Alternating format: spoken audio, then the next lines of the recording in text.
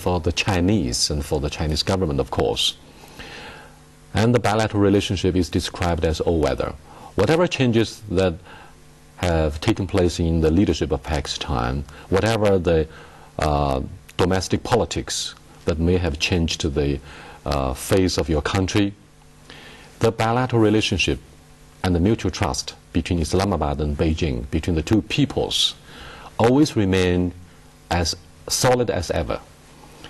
And this is something that is really amazing, really impressive, and really important for China to cultivate friendship with a country. We don't have any military alliance, but it doesn't mean we shouldn't have any true friends. And a friend in need is a friend indeed. We will never forget that it is always the Pakistani friends who support China in Geneva on the issue of human rights. You support China on the issue of Taiwan, and that is indeed a very friendly token gesture for the people of the PRC. Indeed, because likewise we have always been supported by China, whether it was the case of 1971 war when Bangladesh came into being, whether it's the issue of Kashmir. Last month, a group of journalists, the 5 of us, were invited by the Chinese Communist Party to visit China. And this was my visit after 23 years. And I found a remarkable transformation. But more importantly, I once again got reiterated how much love the people of China have for us. Wherever we went, I mean, small tokens of gestures. We didn't know the language. We went to a shop, we wanted to buy something, and we mentioned the word Pakistan, and the lady refused to take money from us. She said that, no, you are friends, brothers. It's really remarkable. This is a unique relationship. What do you think about it? Other than the governmental relationship, we do need to have people-to-people exchanges But having said this, let me tell you what happened the first day when I came over from Beijing with a stopover in Lahore. We were invited to visit a primary school which turns out to be the first of its kind in the history of your education to encourage students to learn Chinese. Now, the concept of China-Pakistan relationship and friendship has remained beautiful, but if young people are not encouraged to go to the other side, to learn the language of the other side, to actually get involved and increasingly involved with the economic and trade or education exchanges, then the talk of friendship will only be a talk. It's empty of substance, and a lot of the Pakistani young people go to or prefer to go to the States, European countries, but few of them would offer to go to the People's Republic of China, although we have done so much to promote our mutual trust, to enhance the strategic partnership. But if young people in Pakistan keep going to what they call developed countries, then they ignore the fact that China is fast becoming the second superpower in the world in the 21st century. We did become the second biggest economy. So when you talk about why the level of current trade between the two countries remains so low, you have to ask yourselves what you can do for your country. Now, JFK, late US president, said, ask not what you can do, what the country can do for you, but what you can do for the country. Absolutely. Talking about economy, President Hu Jintao is visiting USA. It's a very important visit, and all eyes are on it because it's a meeting between two giants. In a way, this will have an effect on the policies of the entire world. But the most important thing which is going to be discussed is probably trade and economy. How do you look at this visit? China has been accused by lawmakers in the Capitol Hill of manipulating the RMB or the exchange rate. The exchange regime. China denied vehemently that we, in fact, encouraged the RMB to appreciate by at least 5%. I think the actual current figure is or percentage point is higher than 5%. In fact, Since we impacted. if you permit, I may add, the U.S. Treasury Secretary only yesterday gave a statement that he is satisfied with the exchange rate because he looks at it that this is going to probably in this particular year be raised as much as 10%. So it should allay any fears or suspicion on the side of the U.S. I'm afraid the Secretary of Commerce of the U.S. must be talking to the domestic audiences. And he knows some of the common sense that by encouraging the appreciation of the RMB, the trade imbalance between our two countries will not be fixed effectively. We, on the other hand, call for the U.S. government and the U.S. economy to export more of the technologies and products we need badly. For example, high-tech related technologies and the high-tech related products. So far, draconian restrictions have been placed on the export of such technologies and products to China. This is part of the reason why trade deficit is generated, not in favor of the U.S. side. Now, a lot of the American multinationals have established their strongholds and their presence in the Chinese market. And for every T-shirt, we only earn a few cents. It is the American consumers that have been able to enjoy the cheap but quality Chinese exports to their market. I couldn't agree with you more. Places like the Walmart, for example, where the prices have been cut down, but it is specifically at the expense of China. Mm-hmm. And also, we say the dominance of the US dollar as the sole world reserve currency might be an outdated notion.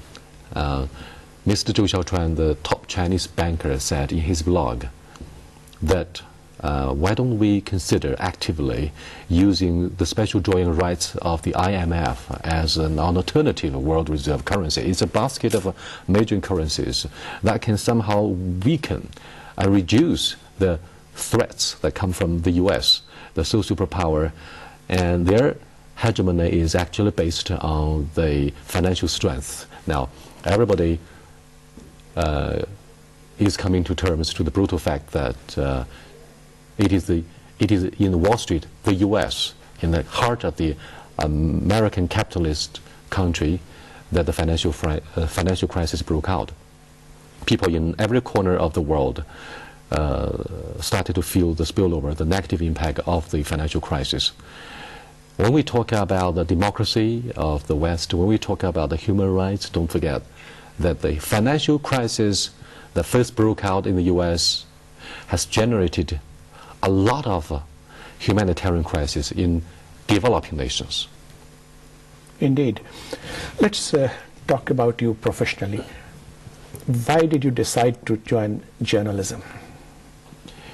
It's not only that I decided to join journalism. I wanted to practice good journalism. What we call good journalism, I believe you and me share the same common sense. It should be objective, accurate, complete, and try to reduce our human bias as much as possible. It's a mission impossible to totally have